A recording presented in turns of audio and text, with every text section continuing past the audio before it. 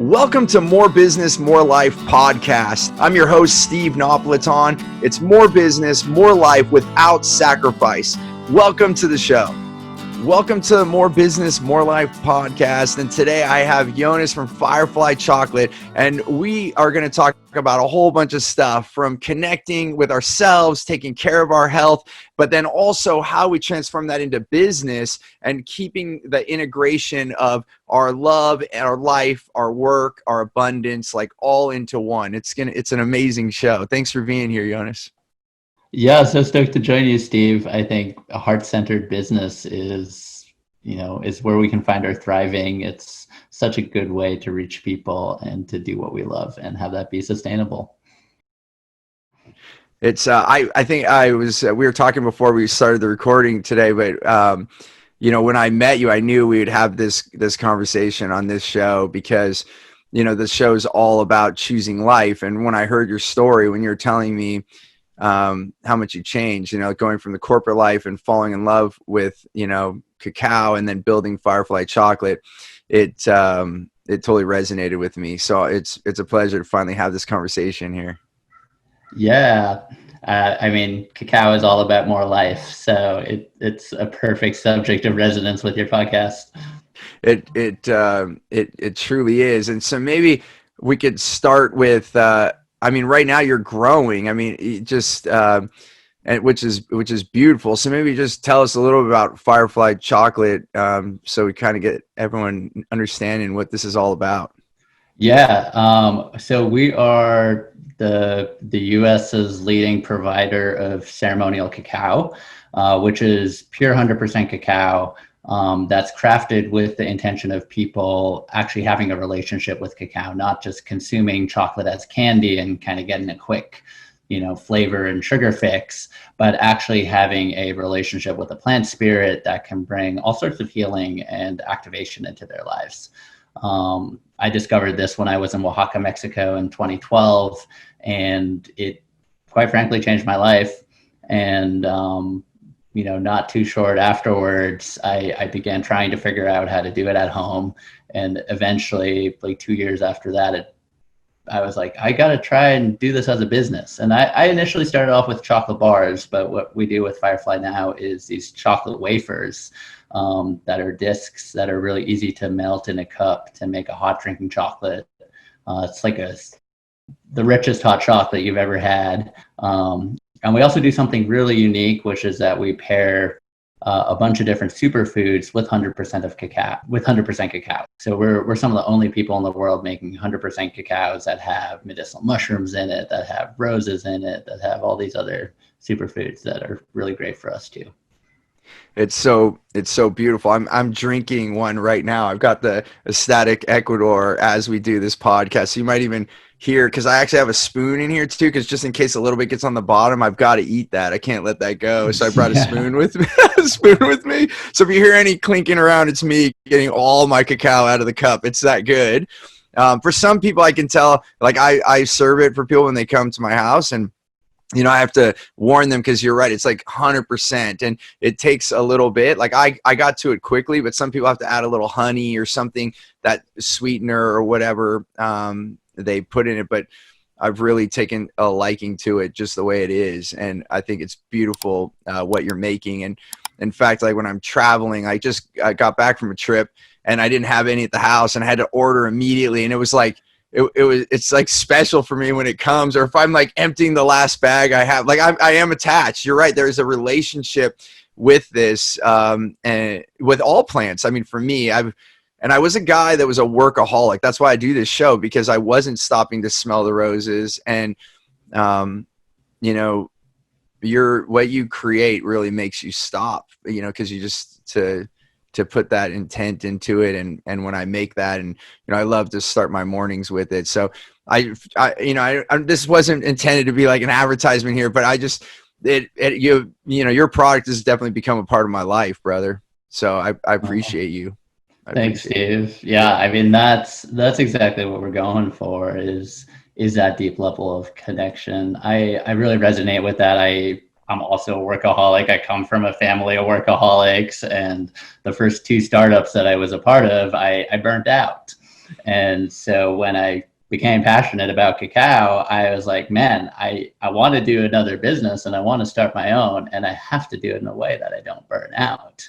And it's not to say that I haven't hit like my mini burnouts and had to go through phases of renewal. Like, I think that's almost an inevitable part of running a business, or you kind of get stuck in something and then you find the new insight and all of a sudden you're all inspired again and the passion comes through. But centered to that is tending to myself on a daily basis, and having that ritual, having that commitment and awareness of my innate tendency to overwork, because I do get passionate. I'll just keep going and going and going and lose track of everything else. It's easy to do when you love what you do as well, and that's I've always been passionate about what I've done, so it's easy to pour the hours in, but setting those parameters. So I'm just curious, because this is about how do we integrate. I like the word integration versus balance, because some days you're going to pour into something, and then another day you're going to travel or take the whole day off and just go on a hike. So it doesn't mean that has to be balanced exactly every day, and I think that becomes a misconception in people's heads because they're trying to do that. But overall, how do you regulate that now? As far as taking care of yourself while you're building a growing business? Yeah, I mean, there's many aspects to that, and I think you're exactly spot on with how balance can be on a daily basis. It can be on a weekly basis. It can be on a monthly basis. Like, I think, as most entrepreneurs probably know, there's like surges of energy, and sometimes, and that can be really good. Like when your creativity is peaking, to just go with that. But then you got to make sure to just pause and recover and renew, and like take 2 days off, 3 days off. I think what's really important for me is like checking myself and reminding myself that this isn't the only thing I'm passionate about. I'm passionate about being physically active. I'm passionate about my friends. Like, I have to make time for those, and otherwise the years will go by and I'll be dissatisfied because I'm not nourishing those pieces. So just as like I keep a to-do list of everything I have to do for my business, I actually try to use the same tools for organization and structure that I use for my business for my personal life, to like help hold me accountable, and make sure I follow up with that friend and schedule a date and go on some adventures, because oftentimes that's where I have the biggest creative breakthrough. So really, I don't have to view it as time off and away from the business. Like in the last 2 months, the two best ideas I had happened while I was on my bicycle, like out in nature. And those kind of led to the transformative shift in my thinking that's allowing me to pursue novel business ideas, and really keep the whole thing relevant and growing. And that wouldn't have happened if I just kept head down working. It probably would have gotten harder and harder to work. So I've really kind of come to believe that to maximize my creative potential, I actually have to take breaks. Like, that is a part of work. And so when all of a sudden, going on a 10-day vacation, going on a 2-day, like, pause everything, turn everything off, that's actually part of my job description, then it becomes a lot easier to justify that and to work it into my routine. It's beautiful, and I 100% agree with you. My last trip, I planned on working more, and then a few of the spots I couldn't get internet, and I just took it as a sign that I was meant to, not have that time. And then I started getting downloads. I meditate every day, and so I started getting these downloads too as I was quieting myself more. And I thought, oh yeah, this is all good. And then I came back, and there's so much change happening in the world with getting shelter in place and all these things that have been happening in the current time that we're in right now. And so, sometimes outside forces put more pressure on us, but because I was quieting myself, I actually found answers for what was coming up. And in my mind, I thought, oh yeah, that'll be great for the future. And then it ended up being now, and I wouldn't have had those downloads if I was just working straight through.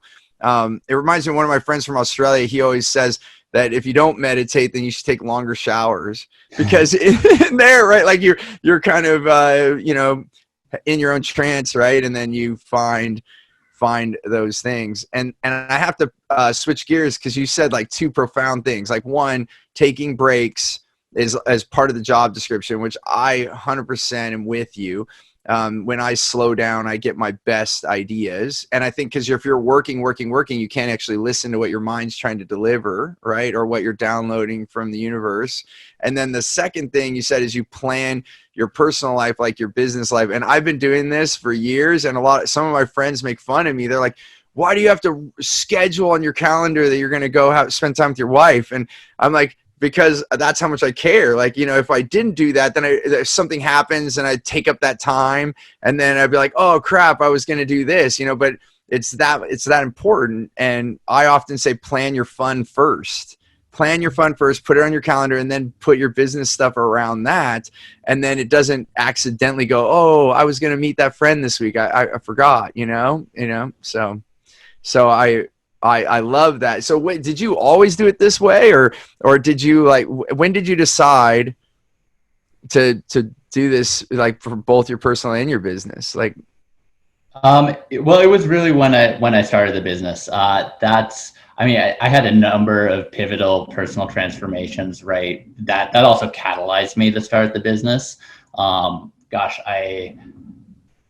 My grandma passed away, and that was kind of that moment of reckoning for me. That was like, oh my goodness, life is short. Like, when am I going to finally do the thing that I'm passionate about? And I've been at these two pretty cool jobs, but right now this thing is alive for me, and it's super intimidating to me to start a business. And there's so much I just don't know, but it encouraged me to take that leap and just go into it. And at the same time, I began a yoga practice, so that was kind of my meditation. yep. It was really committing to my physical body, feeling great in my body, feeling healthy and strong, and actually getting healthier as I get older. Because I feel like through most of my 20s, I really just took my body for granted and didn't take care of it, like many people do. I did the same. Yeah. I was actually my most out of shape by the end of my 20s. Like, when I was 30, I remember coming home and I was running one of my businesses, and I was going to ask my wife to take me to the hospital because I thought I was having a heart attack, but it was an anxiety attack. I was overweight. I was eating wrong, not eating too, like just skipping meals because I didn't think I had time, hopped up on caffeine through the roof just to stay alive because I was so tired, not sleeping. I mean, the list goes on and on and on. And if you look at the end of my 20s, when we had got married, my wedding picture, people said that I look older there, and I'm in my 40s now. And I was like, and I look at myself, I'm like, holy cow! It was like, it does look like an old man. Like so I'm 100% with you, and it's crazy. No matter how old we are, how we're treating our body, how it feels. Yeah. So yeah, the other thing that happened was I fell in love with dancing. I found like a dance community in Oakland that I was just like, wow, regardless of how hard I'm working, I committed every week I'm going to show up and go dancing on a Wednesday night. And if I could make it, I'd go on Sundays also. And just having something that was so fun, so like socially engaging, all about relationships with people, like in the moment, like, how you move with each other. And that pushed all of my edges because I did not think I was a good dancer. I felt really awkward at first. But I've been part of the dance community for more than 8 years now, And so committing to something outside of work that I absolutely had to show up for, that so many times I was like, oh, I'm too busy, I shouldn't go, I don't have the energy. And every time I showed up, it helped me actually. And I came back more nourished. So that was kind of just a really good example of that calendaring to commit to something besides the business, to kind of hold me accountable and do something else that nourished me. And then also at the startups I was at, I could never get time off, or everybody kind of was holding it a little grudgingly against me. And I really just wanted to go to all these festivals. I wanted to go to these music festivals on the West Coast. And that became part of my routine also with the chocolate business. It was like, well, I'm going to have to find a way to work these festivals into my schedule. So let me bring some chocolate bars and see what I can learn about marketing at these festivals. And it was definitely a crash course. I actually didn't always do so great, but it was fun to listen to music, to dance, to share cacao. And right. And then you're also designing your business around what you want. Yeah, exactly. That's beautiful. So I'm gonna rewind us and even slow us down if we may, if you'll allow. Like so, um, so I know when your grandmother passed away that there was like a shift in that. So was it like almost immediately that you started making these changes, or did it like take a period of time? Like if you were to zoom in on that moment, at when you made that decision to like leave those startups and do this. So just kind of looking at that little bit of the timeline. Yeah, it was the second death of my family. So the first major one was my mom, who passed away in 2007. And then that was 2014 that my grandma passed. So it wasn't like a new death to me, but it just shook me up again. It was like, wow, okay, this is super real. Yeah. And she passed away early 2014, like February or March, and I incorporated the business in May. Okay. And then it took me another half year to find a space. At that point, though, I had already been making chocolate for 2 years, just out of my home kitchen. So I had done a bunch of experimenting. I had begun thinking of ideas. I just hadn't committed to the leap yet. Got it. Yeah. So basically, in a matter of months, and I'm sorry for your losses, and I appreciate you sharing this because it always intrigues me and it makes me curious for all the listeners because, we all get to these moments and some of us get that urge like you got, and then we let it pass and then we go back to the day to day and it's just so taking the moment to like pick this apart. So even if we zoom in one more layer, like what what was going on? Like so you're deciding to start the business and then, like do you remember if you let your mind go back to that moment, like do you remember like what the first step was or like what was it like to move forward to start this business at that moment?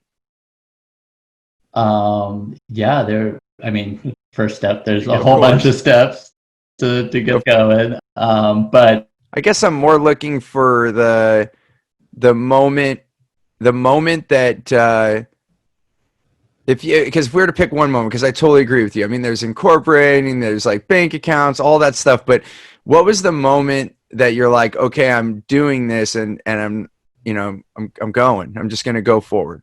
it was launching our crowd tilt campaign. I don't know if that platform still exists, but it was basically a Kickstarter. Okay. Um, and my goal was to raise $10,000, and that was kind of the moment of public accountability. I had to write an email to like 50 or 100 people, which was terrifying to me. I'd never used email to communicate with more than like 5 people at a time, or maybe like the 20 people I lived with in college. Yeah. And so the idea of sending out a weekly newsletter update and asking people for money was terrible. So I hired somebody, actually. I hired a friend who was like, hey, I can help you do this. I'll like ghost write a newsletter for you, and then you make it your own. And that's what it took to push me over that edge and start announcing it into the public. It took me a while to get comfortable with it, but our newsletters are still a core part of what we do. I mean, we probably send out a newsletter every single week, and it's also a big part of how we reach people is by continuing to tell our story and connect with people on that level. And I think that's beautiful, by the way, and because it's such an education too, because it's a completely different relationship with chocolate than most people understand in modern age. And I went to Barcelona recently, and have you ever been to the chocolate museum there in Barcelona? I'm just curious. Okay, so Yeah. they walk you through chocolate from the beginning and how it was respected, and a lot of things that indigenous populations used it, and then how it evolved, and then it wasn't until the 19th century when they started really putting it into chocolate bars and adding all the sugars to do it. And it is still a big thing in Barcelona. One of the things they talk about when you're a tourist to go there is to get chocolate in the morning. Now it's not easy because some of them are commercialized now, and so you'll get like just a hot cocoa, like normal. But there are some that are still more traditional, and then it's like really thick chocolate, and then they would dip like a pastry in it in the morning or whatever.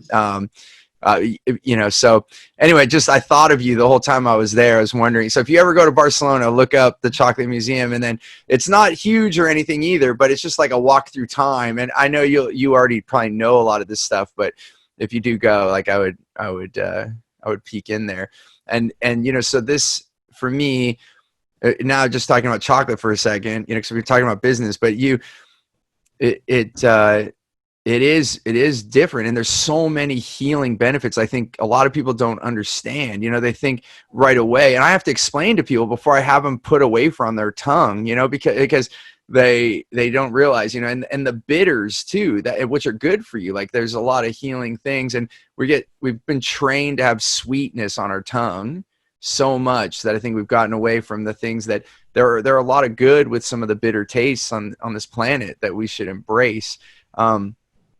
So let's just touch on that for a minute, because I think it's huge. I mean, obviously, I wouldn't have brought this into my life almost on a daily basis if I didn't think it was that big and the healing properties. So maybe just take a moment to share how you've learned like the power of cacao. Yeah, I think power is exactly the right word. Like, it actually takes that bitterness to respect it. And I think that's why a lot of us miss out on the benefits of chocolate is when it's sweet, we don't respect it. We're just like, ooh, this is good. I'm just gonna nosh on it. But when it's bitter, it like actually creates that sacred pause where it's like, whoa, what am I doing with my life? Like, what should I be listening to? It really inspires that reflection. So, yeah, there's magic in that bitterness. I started off like everybody else did, shooting back to 2014 there. I had a sweet tooth. I was addicted to sugar. And actually, my yoga practice was revealing to me that I probably needed to go cold turkey on sugar in order to address these chronic headaches that I was having. Like, gosh, it almost felt like I had a perpetual headache. And I tried all sorts of things like acupuncture and lifestyle shifts to reduce stress. And I still had these headaches, and it finally became clear to me that it might be sugar. And so I had to stop having sugar. I did like a 2-month experiment. 2 weeks in, I was like, man, I can't go for 2 months without chocolate though. So what am I going to do? And the thing is, when you make chocolate, you add sugar to it later on in the process. So I just began kind of tasting just the pure chocolate. I was like, oh, that's bitter, but okay, I can handle it. And it's giving me my chocolate connection, which I really wanted. And then I actually discovered coconut sugar, and which is a low glycemic index sweetener. And I also realized that, so the classic bean to bar chocolate maker is making a dark chocolate with 70% cacao, 30% sugar. And I realized, well, I know this coconut sugar is better for me, but it's still sugar. What if I do 85% chocolate, 15% cacao, which was considered really dark at the time? Yeah. And the magic there is not in the difference between 70 and 85, but actually in the difference between 30 and 15. I have the amount of sugar. And it turns out that has a profound impact on your gut chemistry.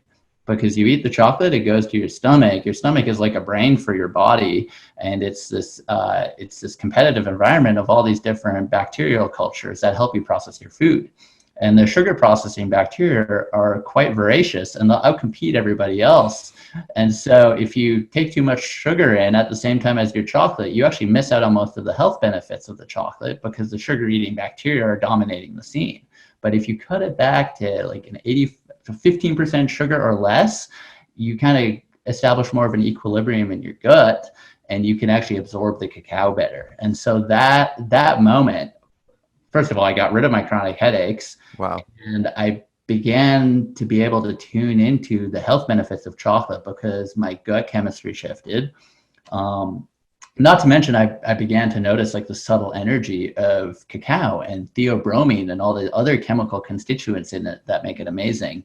The thing with cane sugar is actually it's quite an energy rush. And most people think that cacao has caffeine in it because of the big spike in energy you get after having a chocolate bar. It's actually mostly cane sugar. Like, that's the sad truth of the chocolate industry today.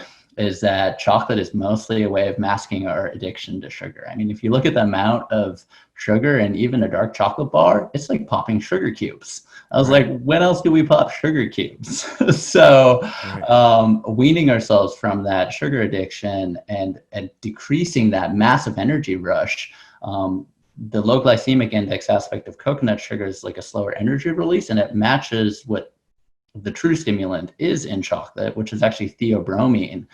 It's a cardiac stimulant, so it increases blood flow, and it's also a vasodilator, so it relaxes the blood vessels, so it just stimulates good circulation to all parts of your body. So that's cleansing and healing right there. Wow. And it also provides a prolonged energy. It's not as like strong of a boost as caffeine, but it does give this longer energy boost. And so all of a sudden I began like understanding chocolate on a whole different level, because I kind of had to get rid of the sugar to be able to notice it in its subtlety. That's so beautiful. I'm loving this. I'm eating it up, literally and listening to it. Yeah. It's it it just it does take a moment for anyone that's never tried 100% cacao.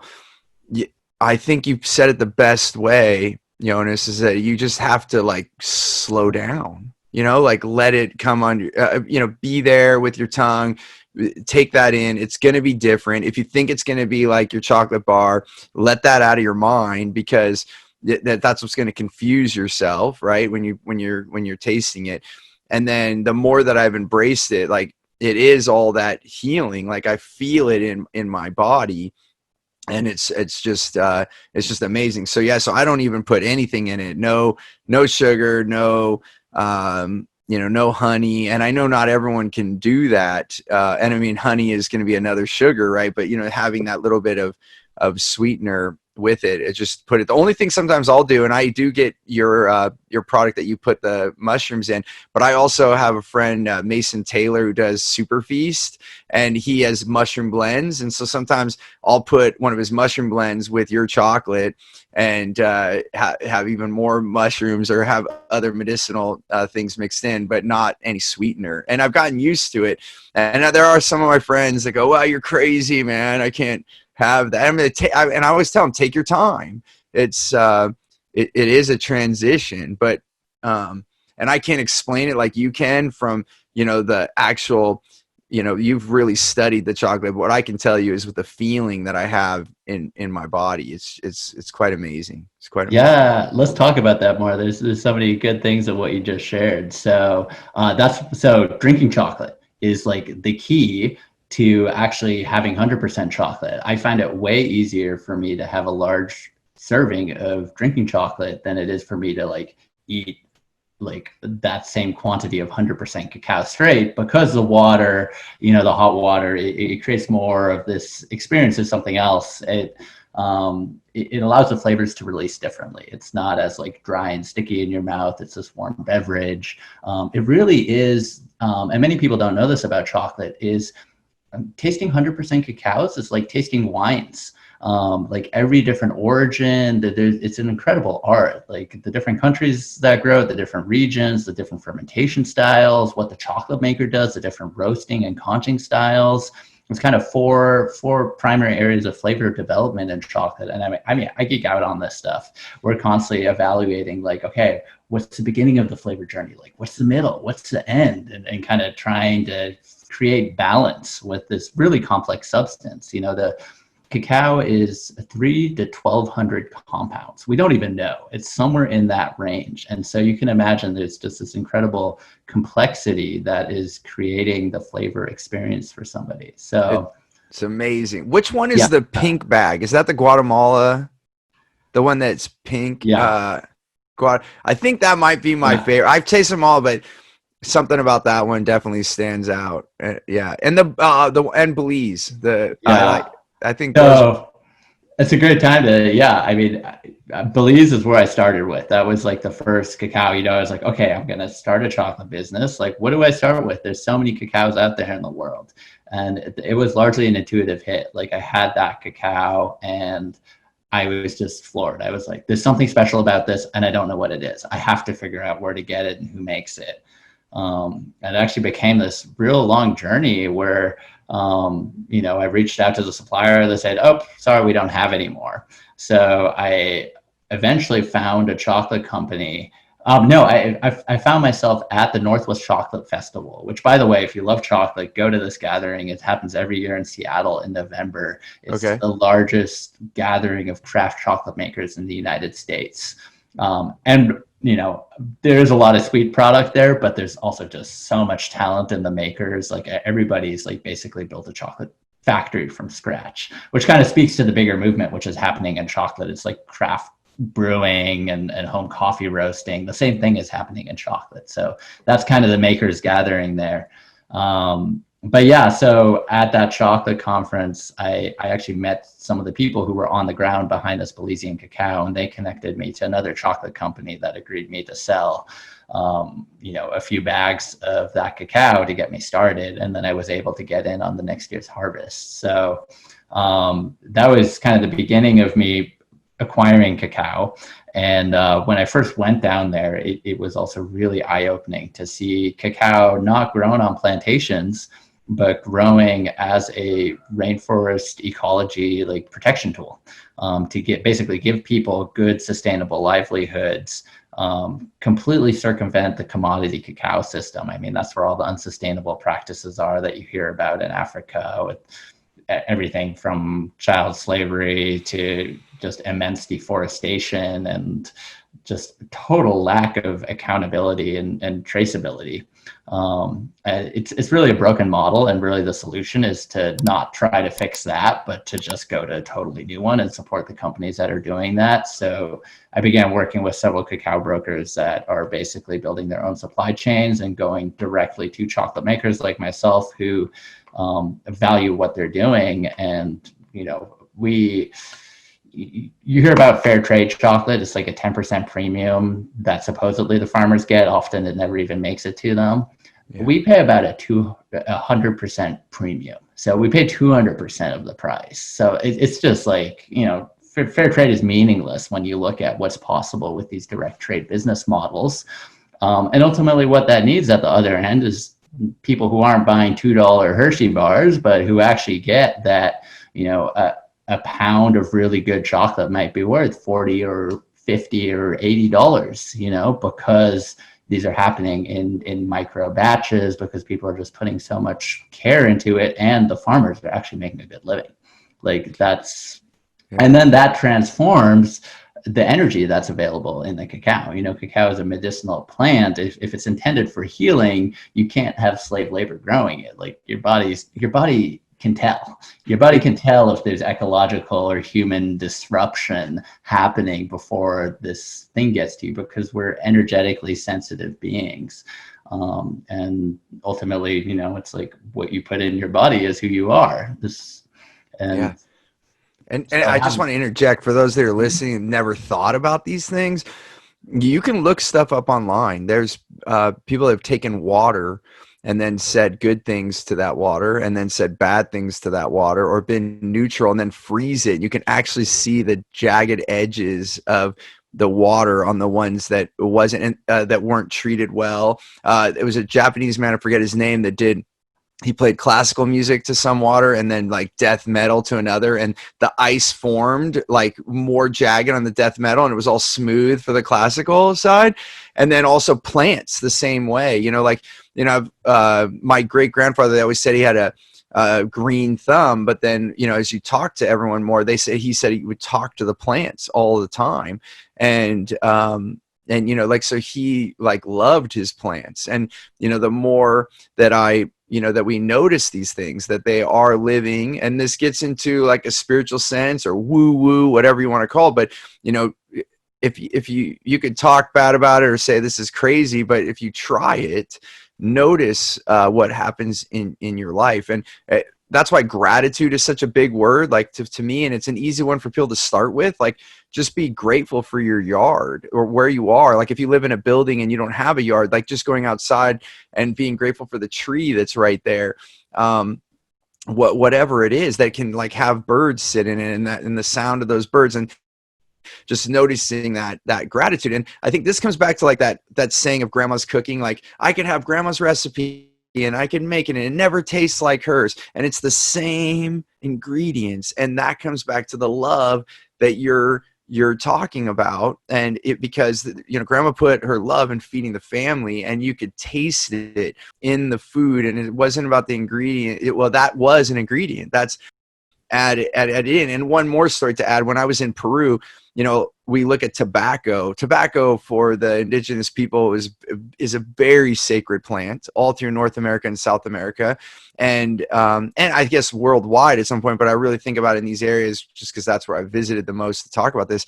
But the word mapacho, you probably already know about this, right? It is, they bless it as the tobacco is drawing, so that intention is put into that plant, and then you look how that's been removed, and they'll tell you in broken English, white men took the energy away, right? Like by adding all these chemicals and taking away the spirit of, I mean, even alcohol or fermented beverages is called spirits, and it's just been now taken away and commercialized, and all that energy. And these are my beliefs, obviously, I'm saying, but I just wanted to add to what Jonas is saying here, because some of you might be hearing some of these things for the first time. You're like, what are you talking about? The plant plant is life. So to say that it doesn't have life, or that we're not including that in this, or that it can't feel that it's been abused, or that abused people have been providing that for you, and that energy doesn't get included, that it would be crazy to say that. And one last thing for just generality that you can bring to yourself is, have you ever walked in a room and then noticed that the energy felt off, and you might even felt uncomfortable, and you might even left there sooner? Or you walk in a room and the energy is so amazing and you don't want to leave? That's from the energy of the people that are there. And if that's true, then how can it not be true everything else that Jonas is saying right now, right? Yeah, and all of my cacao sourcing, people constantly ask me, how do you choose? All these cacao producers send me samples all the time, like as chocolate makers. I just get cacao beans sent to myself. And the way I choose is the energy that I feel. Like, I can't describe it, but like literally the cacao tells me. Like, I feel it. I'm like, oh my goodness, there's something special about it. I mean, how else did, at the time, this Belizean cacao that I chose to pursue pioneered this new purchasing model for cacao farmers that basically purchases wet cacao from farmers, takes the process of fermentation off their hands, which is kind of the post-harvest work that they have to do. Yeah. It gives them more time to spend on their organic cacao farms, tending to their farms, and also more time with their families by paying them a better price than they used to have to than they used to receive for taking the fermented product to market. They pioneered this model. It's now being replicated all over the world.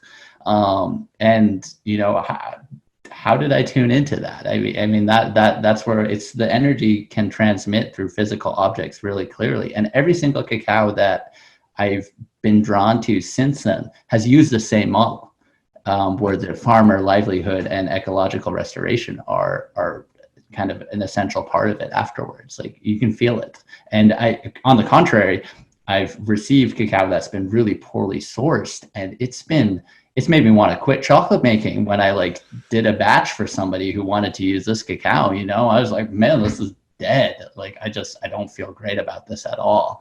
And so it's made it really clear that this is a medicinal plant that's, a very good carrier of energy. And that, I'm so glad you brought in gratitude, because say you're interested in cacao, say you're interested in the health benefits, like the way to really activate it is with gratitude. It's not just a passive experience. Like, that's not a relationship. And that's kind of a key to what we're talking about, is kind of shifting from having a passive relationship with candy where you just consume it and it's done. The experience happens to you. You don't do anything else besides putting it in your mouth, versus actually working with it, being like, okay, there is more than just physical form to this drink, and you speak to it. You speak to it like you speak to a person. You share gratitude. I have a list of things that I'm grateful for to help me remind me of things I'm grateful for when I'm not feeling grateful, because it's not something our culture is used to. There's actually many indigenous cultures that gratitude is said to feed life. I attended this outdoor nature awareness school, and this elder came and he was going to give us this talk. And first he spent like an hour talking about all these things he was grateful for. And at the time in my life, I mean, I was like, I don't have time for this. Once you finally get on with it. But to him, this was the most important thing we could be doing. Like, the words of gratitude are the words that come before all else. They feed life. They bring us into this harmonious frequency that everything we do afterwards is more productive and more connected. Like, we're really getting to the core of the matter because our hearts are activated. And so that's exactly how to work with cacao, and that's where I've really just found astounding benefits, astounding breakthroughs, is by treating this plant with respect, by like inviting that bitterness, letting that remind me to pause, and then remember what my gratitudes are, and starting from that place. And then from that place, you know, that's where then I can ask for help with things. You know, it's, every entrepreneur needs help with a gazillion things. Everybody in their personal life needs help with a gazillion things. I've had to really humble myself over the years and get good at asking for help. And I found just this extraordinarily fast cycle of resolution to all these things where I'm like, I don't know how this is going to work, but I need help with that. And I do that as I'm drinking my cup of cacao. And sometimes the same day, sometimes it takes a month or two, but I find just way faster problem resolution when I really humble myself and come to cacao with gratitude, and then you know, ask for help. And so that to me, that's relationship, you know, that's like working with the plant. And that's why people consider this plant sacred. It's really some sort of medium. You know, that's what people say about medicinal plants, is they basically can help us communicate with all the other life on the planet. And if you think about it, cacao is a rainforest tree. The rainforests are some of the most biodiverse places on our planet. Rainforests are all about more life. It's not about the oldest trees that grow the tallest. You know, you don't find that in the rainforest. So like, tallest trees are like simultaneously decomposing from underneath while they're tall, and then, you know, within a few decades they fall over, create this big gap in the canopy, and all this other life rushes in. But it's this incredible cycle of decomposition and renewal. And that's kind of why I also brought up the deaths in my family. Like, if we can have the courage to really look at what the deaths are showing us, they can become the seed for new life, and become the seed for all this creation. And I actually feel really connected, especially to my mom, also to my grandma, through the work that I do now, just because they've really opened this door for me. Yeah, and there's no coincidences on any of that, what you just said. And it's, I feel so congruent with that, and probably why, since the moment I met you, I wanted you to be on my show, because gratitude made me who I am today. Because as an entrepreneur, as we were talking about at the beginning of the show, I, you know, since 19 years old, I was, you know, working so hard to not work, and that doesn't work. Right? You're just like going, it's like digging a hole to get out of the hole. And then you look up and you're deeper in the hole. You really need to put the shovel down and like climb up. But it was through the mentor that I met. And it's a combination of everything you just said. So the first person I actually let mentor me, like, I was always seeking advice and reading books, but and that's why choose gratitude, create freedom is my tagline, because it's in the gratitude that's allowed my freedom to come. And so it's so on point that, you know, gratitude is the start to it all. In my first session with this mentor, he showed me how I was so upset with my life, because I thought that I was going to be further along. I was so disappointed in myself. I was like unloving to myself. I was treating myself poorly. And then that outward expression was going into other people's lives and the people that were around me. And then he showed me how much I had to be grateful for through a neurolinguistics programming like exercise, where it was like a timeline. It's like a walking meditation, not to geek out on it and spend too much time, but it made you step back into your past and then feel the energy with that, and then step forward. And I had never done any of this before. I wouldn't even have called myself any bit of woo-woo. I was like all business, go, go, go. And then I had this transformational moment with this coach, and that's why I worked with him for like 8 years. But in that moment, it took my breath away. I when I felt it, because it's like a meditation, I like felt all the energy of where I came from. I wanted to step on my present moment because it was like a piece of paper on the floor. I wanted to step on that as quick as possible to like breathe again. And I was like, oh my gosh, it's so good right now. And I finally had gratitude in my heart for where I was and where I came to.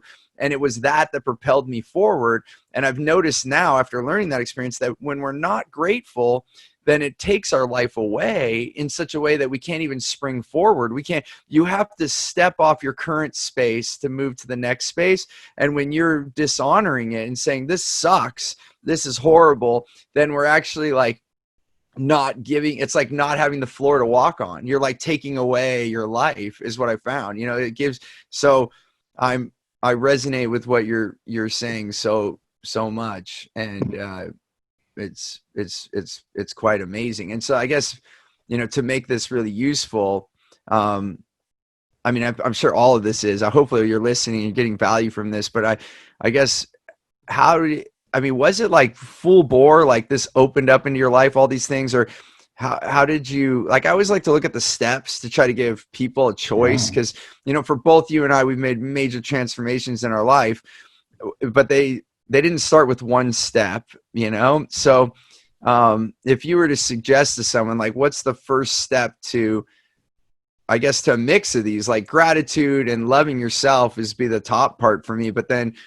also the other key thing why I wanted you on the show is you chose your life, which has got to be hard from a financial standpoint. So I know it's like multiple questions. So I don't know which one you Yeah. feel you want to jump on first, but just picking on that decision again, like we did earlier in the show.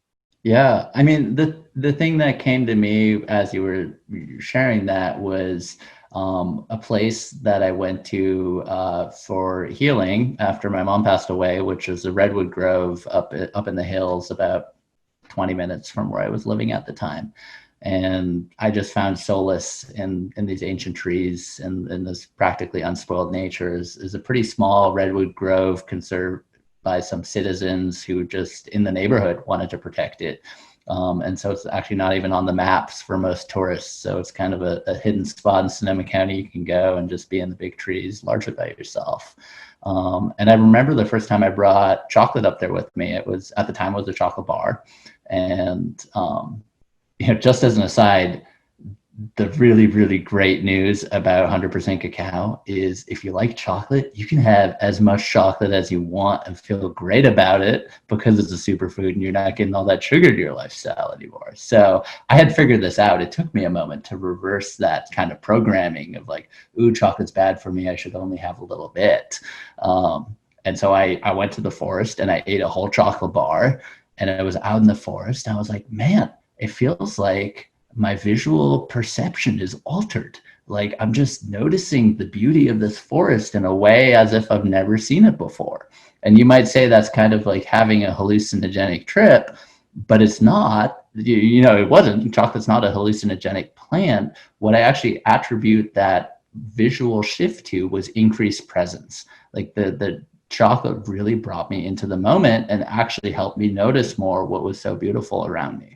And that's the first moment that I realized that chocolate can alter consciousness.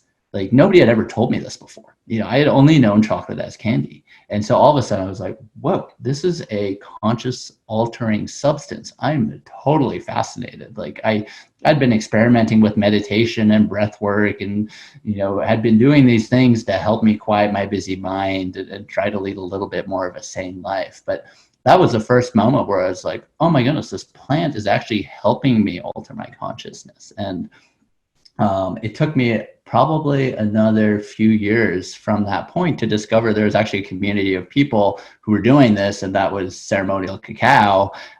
Except the shortcoming I found in that community is nobody was paying attention to making tasty chocolate. They were just eating like the most unprocessed raw cacao that they could, that was gritty and honestly made my mouth pucker and be like, whoa, I want to spit that out. And I've had to do that with some of the products out there. So that's kind of where Firefly found its sweet spot of taking all the know-how and knowledge, the rigorous, scientific, process-oriented way of working with chocolate from like the fine chocolate industry, from the bean to bar craft movement, and combining with that with the health and spiritual benefits of chocolate that the ceremonial cacao and raw cacao movement was aware of. And that's kind of what ultimately has made us unique in the marketplace. But where do I want to go with that? Yeah, so it was kind of in that moment in the redwoods that I was like, wow, chocolate alters consciousness, and I began researching it more.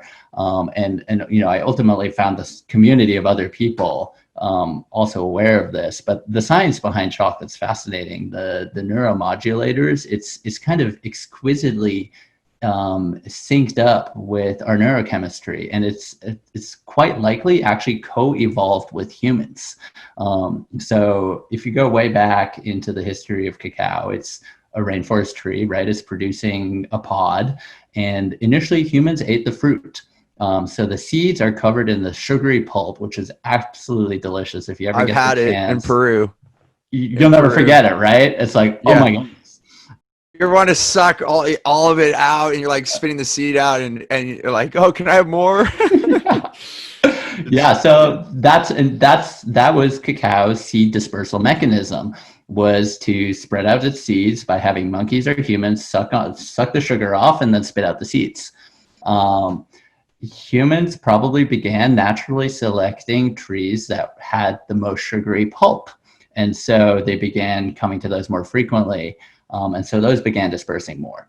That actually opened the door for alcohol fermentation from cacao. So they would take the sugars from the cacao plant and actually ferment alcohol out of it. So it was actually initially came into human awareness and deeper human cultivation to produce alcohol.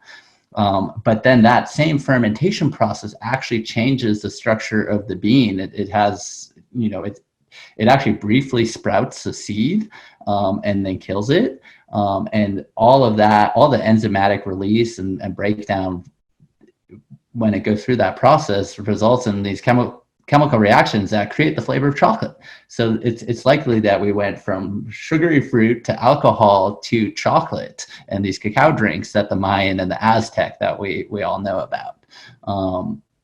So in that sense, this plant has really co-evolved, and chocolate is a product of co-evolution with the cacao tree. And why we so love chocolate is partially because of these neuromodulators. I mean, some of the molecules in cacao, norepinephrine is known as a joy molecule, anandamide is known as a bliss molecule. There's serotonin and dopamine, which both help regulate stress and just give you feelings of well-being. Phenylethylamine is known as the runner's high molecule. All these molecules, like, man, yeah, I want some of those, right? And cacao not only kind of triggers the chemical pathways to those, it also has the neuro reuptake inhibitors in your brain to basically keep those molecules swimming around in your brain for longer, help you feel great for longer before those molecules are gradually recycled back into your body's basic building blocks. So it's exquisite the way this plant works with us. And I feel like we're just stepping back into a true understanding of how we can ally with cacao. It's this incredibly fortunate thing that chocolate is legal and abundant all over the world. And it's almost like we've forgotten what it can be used for, how healing it can be, how activating it can be, how much, it can really become a daily practice like you have and like I have, that is really tasty and helps me actualize my fullest creative potential. Absolutely. And even just for a moment, coming back to the price, it's cheaper than other vitamins if you actually look at it that way. Because some people will spend hundreds of dollars on their vitamins, and you can spend, definitely I've spent hundreds of dollars with you, brother, but it's all worth every penny of it. And when you look at that cup of cacao, like, I don't think it's overly price. And I think, as far as what you're getting from it, I'd gladly pay and make sure that I'm helping so many of these other families that are contributing to this.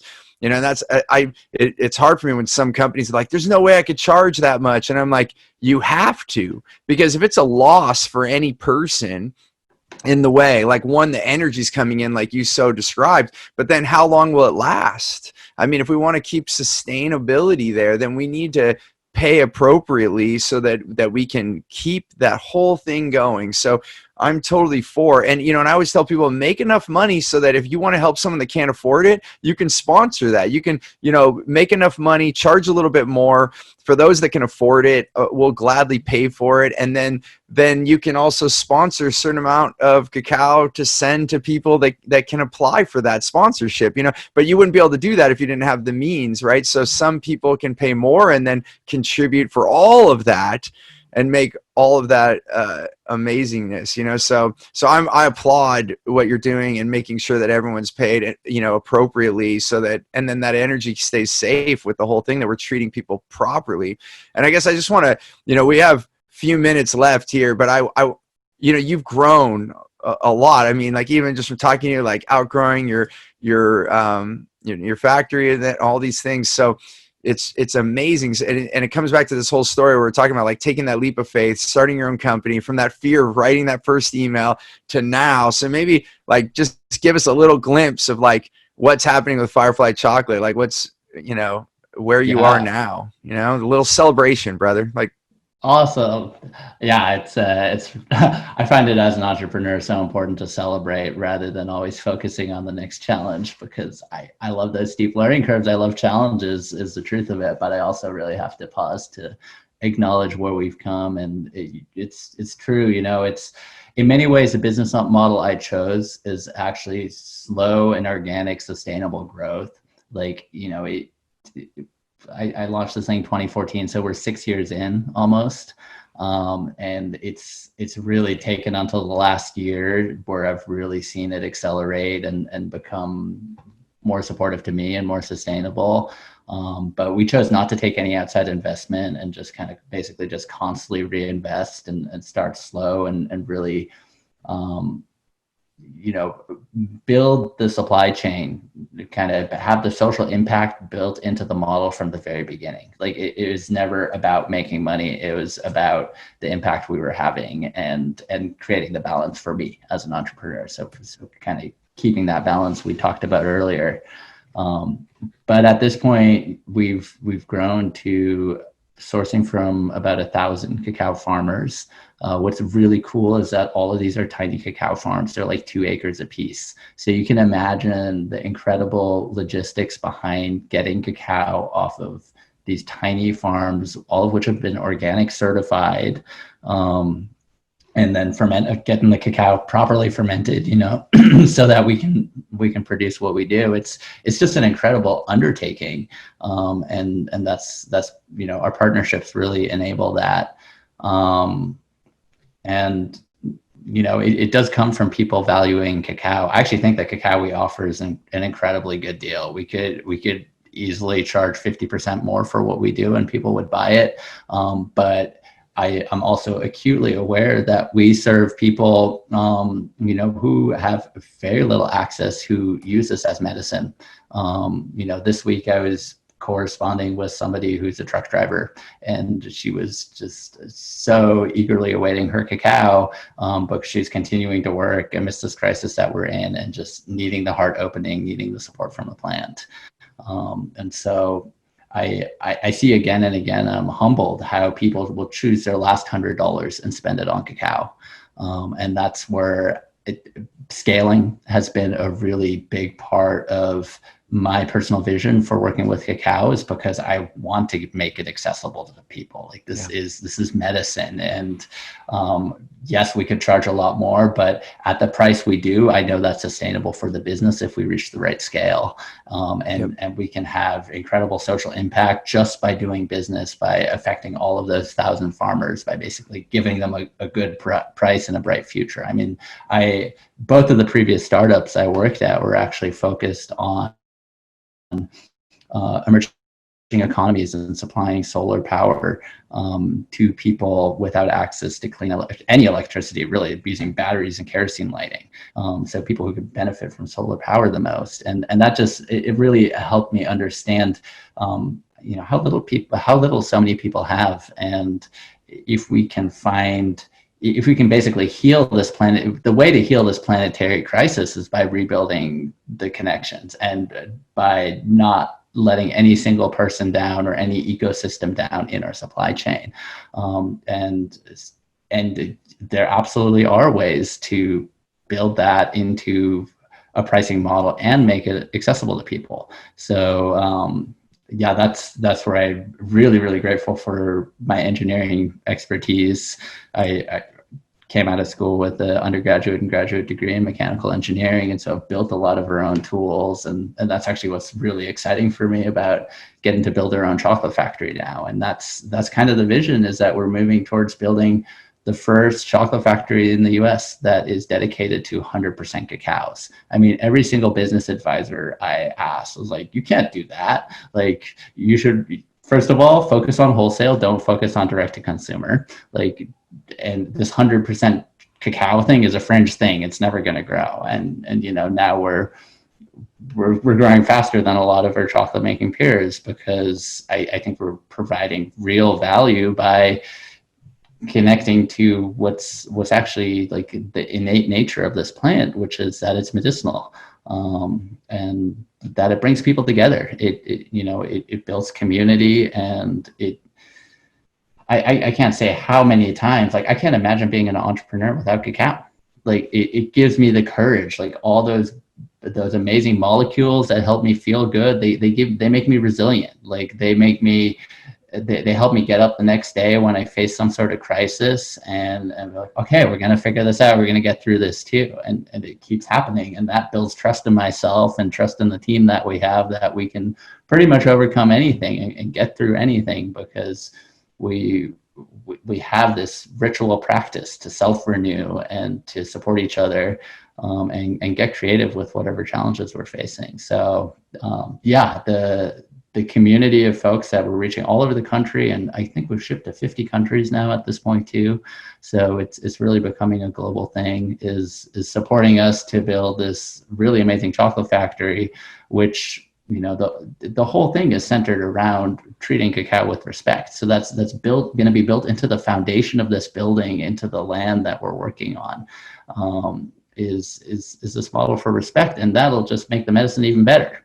So we start creating these positive feedback cycles, which get really exciting, and our suppliers are stoked, because basically they keep telling us, buy more cacao from us, we can have more social impact from the cacao, where we're just ushering in this whole new supply chain that's actually respectful, versus cacao as a commodity, which, if you think about it, goes back to the colonial era, when Europeans first came to America and were like, oh my goodness, resources, let's cut down the trees in the rainforest, let's exploit the people as slaves, let's take these tropical goods, be it sugar or cacao, and bring them back for our benefit. And we're 500 years later, and we're still kind of living on this parasitic model. And unfortunately, that's kind of how I view the chocolate industry, is kind of as this dinosaur that's still around, very much like the oil industry, that's just doing things in this really bad way. And we need to shift out of that. And that's kind of what people are rallying around Firefly for. Lead the way, brother. Lead the way. And we need that. It goes back to when my son was born, someone said, be the man that you want him to be. And I didn't know at the time that was Gandhi, right? Become the change you want to see in the world. And that's what you're doing. You're living it. And by you living that, others will see it and they get to eat it or drink it, however they prefer. And it is amazing. And so you can find this at fireflychocolate.com, right? Yeah, or ceremonial-cacao.com is our direct URL, but fireflychocolate.com will take you there. We'll take you there. Okay, awesome. One, we can put that in the show notes as well. So we'll make that happen. And I feel like you and I could do a whole nother show like right now and keep talking. So I'm sure we'll have you on again. Jonas, it's been a pleasure having this discussion with you and so many different angles from the energy of plants and ourselves, taking care of ourselves, integrating what we want in our life into our business, how we take care of ourselves. I mean, man, we covered a lot of ground, brother. We really did. And in a beautiful way. And I appreciate you sharing your story with all of us today. And we'll definitely put, as we put this out, we'll allow people to connect with you, and we'll probably plan another time to talk again, brother. Yeah, thanks, Steve. That was so much fun to just riff on each other, riff about how to thrive in life. I mean, I think there's so many reasons we're given not to, and if we can break through that, and that's what makes me stoked about sending every package of cacao out, is I feel like this might help somebody else thrive, have that breakthrough moment and do something different, because like I can't do it alone. Like we need everybody having breakthroughs and living there, thriving, and bringing their creativity to the earth through their unique essence and being. I mean, that's why we're all here, right? Is on a certain level, we chose to be here right now amidst all of this chaos. And if we can like figure out why we're actually here and set in motion that, we're gonna, experience this amazing revival and healing of the planet, and I think come into greater abundance and thriving than we've ever seen before. And it's so beautiful. And we're we try to keep this shows to an hour, and I think we're like an hour and 6 minutes right now. But I have to say this in closing, because we brought this up, and this is a great way to close. All of what you just said to me comes back to connecting with our feelings. We as humans can get so heady and into the logical side, right? And even you coming from an engineering background, we can get so much into that, and we don't listen to those feelings. And they don't come as words; they do come as feelings. That's why we call them feelings. Otherwise, we'd call them words. And when we can connect the two of those, because somehow, we already know what we're meant to do. And when we don't feel good, it's probably because we're off track. And when you feel good and that's why my indicator of joy and bliss, when those come, I'm like, oh, I'm on the right track. And when it doesn't feel right, and it took time of practice to feel that. So, just in some closing notes to close out this episode of the show, if you can just notice a little bit every day what those feelings are and how they're showing up, and just listen to those and just try them out. Even if you start to make small decisions based on your feelings of where you're going to eat for dinner, which one feels right versus the name or the menu, let that go and test some things out, and then start to make bigger decisions, and notice how that treats you in your life, So it's amazing. And I just want to express my gratitude, Jonas, for having you on the show. And I'm going to end with what I always say is, until our next episode, remember to choose gratitude and create freedom. Thanks again, Jonas. Yeah. Thank you, Steve. So grateful for this opportunity and just this time to share with your whole community and network. It's been a pleasure. Beautiful. All right. We'll talk to you next time. Thanks for listening to the More Business, More Life podcast. I hope you got value. And if you did, we have so many more things for you at stevenapolitan.com. You'll be able to connect with us on social media. We are active. You can ask us questions. And then on top of that, I want to give you a really big gift. And it truly is. We want to give so much value. We have an offering. It's a program called Clear Path to Customers. It's the same way that we attract wow clients and only working with the right people, the people we want to. And it's transformed my business into millions more in revenue with the right people and my clients. And we're doing it absolutely free. So you can go to stevenapolitan.com and grab that. You just got to put in your information. We'll send it to you promptly. And that again is on stevenapolitan.com. I look forward to having you on the next show. Until then, remember, choose gratitude and create freedom.